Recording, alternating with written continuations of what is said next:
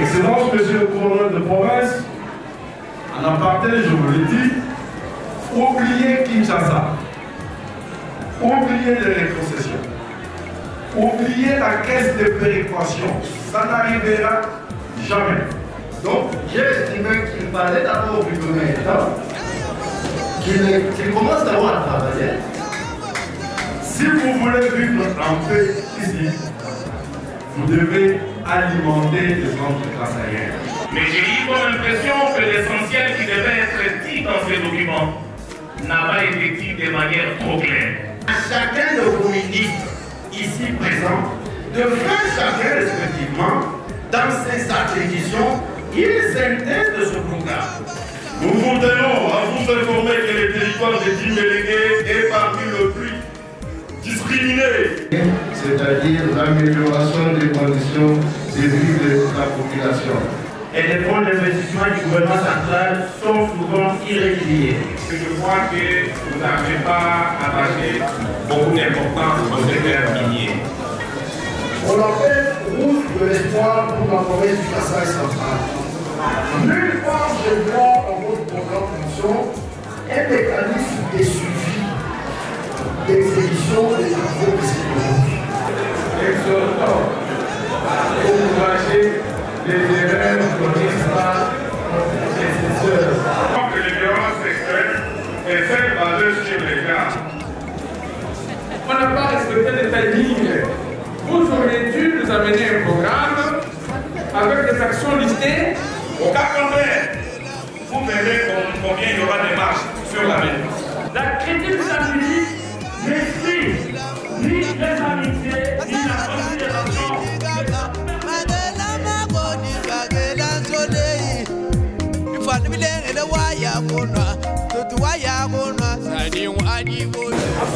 Honorable Président, honorable membre du bureau, honorables députés provinciaux et très chers collègues, représentants légitimes du peuple centre-kasaïen. Je commence par dire merci au gouverneur Moïse Kamboulou pour la qualité de son exposé de tout à l'heure. Un exposé très circonscrit qui donne même la soif et le courage de pouvoir l'accompagner. Mesdames et messieurs, honorable président, honorable membre du bureau, j'ai eu le temps matériel de lire le programme d'action du gouverneur Moïse Kamboulou, un document de plus de 62 pages. Vraiment un document beau à voir. Raison pour laquelle j'ai eu le temps matériel de le lire sur le plan de la forme, mais aussi sur le plan de son fond. Un très bon document, je l'ai dit avec un mot français. Sûrement, c'est ici que j'ai profité de l'occasion de féliciter l'équipe technique qu'il a élaborée.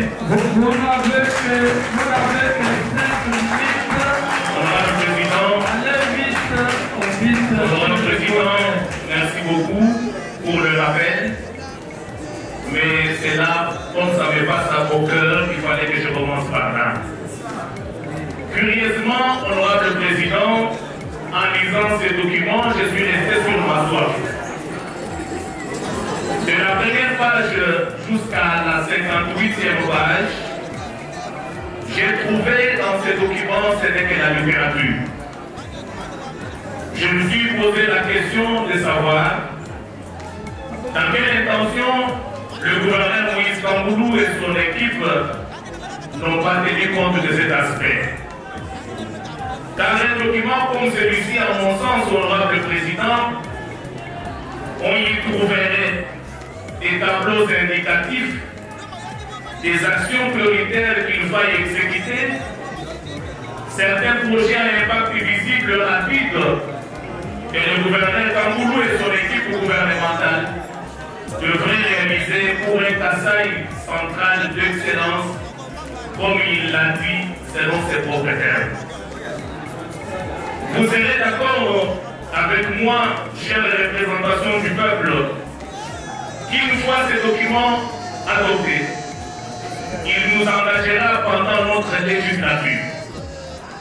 Mais j'ai eu comme impression que l'essentiel qui devait être dit dans ces documents n'a pas été dit de manière trop claire.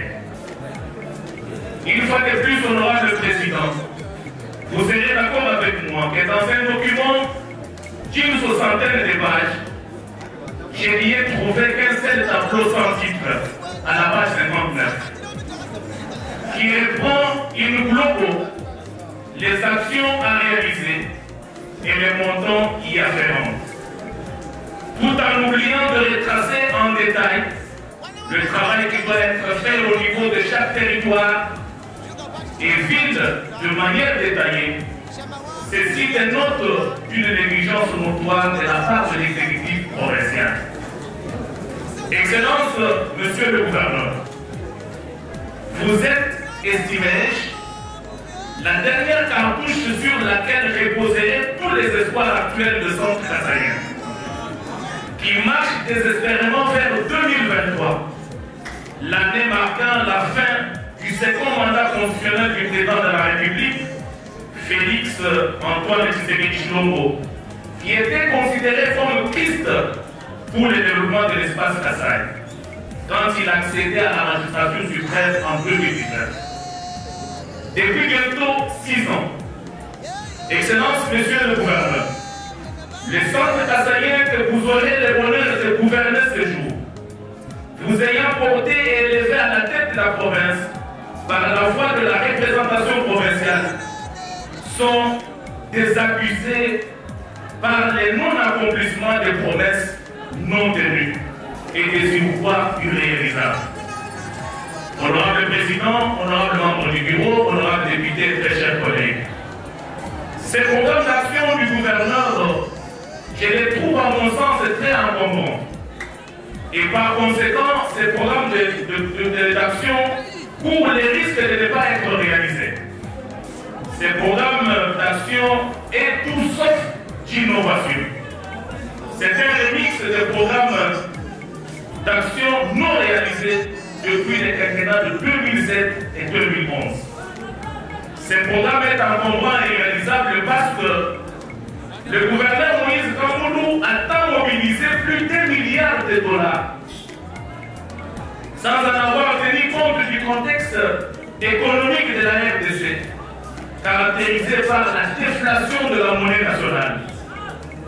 L'unique régie financière que nous avons sur le plan local souffre d'un déficit humain, car le récent rapport de la commission de l'Assemblée provinciale laisse accroire que cette régie financière vit au profit d'un groupe d'individus qui n'ont aucun souci pour un Kasaï central d'excellence. Honorable Président, est-ce que vous êtes en train de chiffrer? Je suis en train de chiffrer, honorable Président. Est-ce que le gouverneur est malin en proposant à la représentation provinciale de pouvoir réaliser plus de 99% de ses actions tirant du financement des 3 sources? Bien entendu, le gouvernement central, le gouvernement provincial et les partenaires techniques et financiers. Honorable Président, honorable membre du bureau, parce que nous faisons course au temps, je voudrais qu'on revienne à la sectorialisation du programme d'action de son Excellence, Monsieur le gouverneur. Monsieur le gouverneur, premier pilier de votre programme d'action, je suis à la page 59 de votre programme.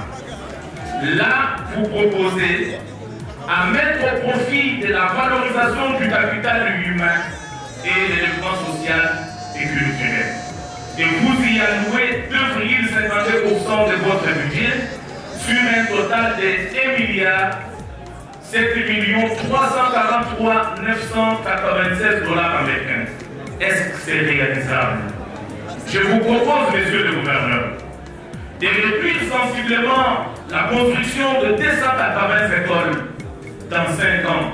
C'est trop, vous n'y arriverez pas. Il faut être pragmatique.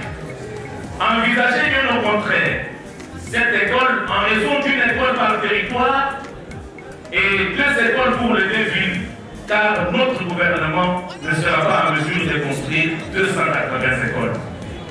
De réserver l'argent destiné au parachèvement des travaux de la ténor royale de Canana dans la construction et l'habitation des écoles, car on sait que le projet de la ténor royale de Canana est réalisé avec le financement de la Banque mondiale.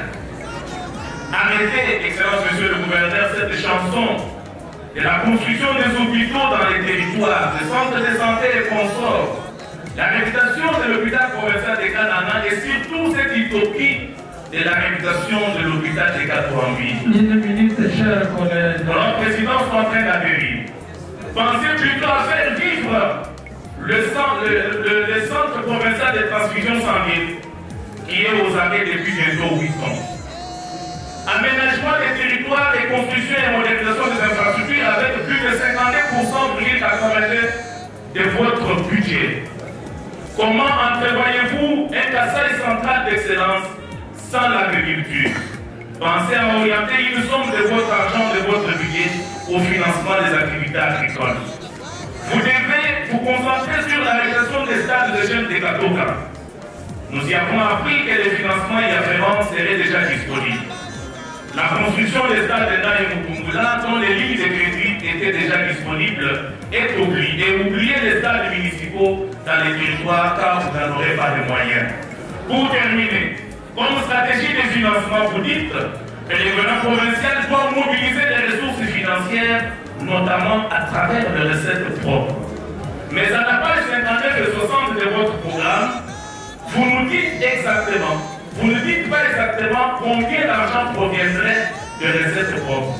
Entre-temps, de la page 40 à la page 58 de votre programme, vous parlez du gouvernement central comme source de financement de presque tous vos projets, alors de l'ordre de 40%.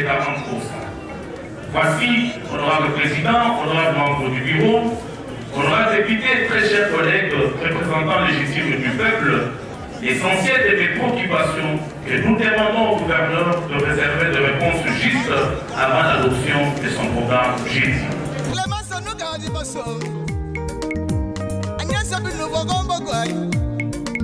Bangla la mama nuga jinuchi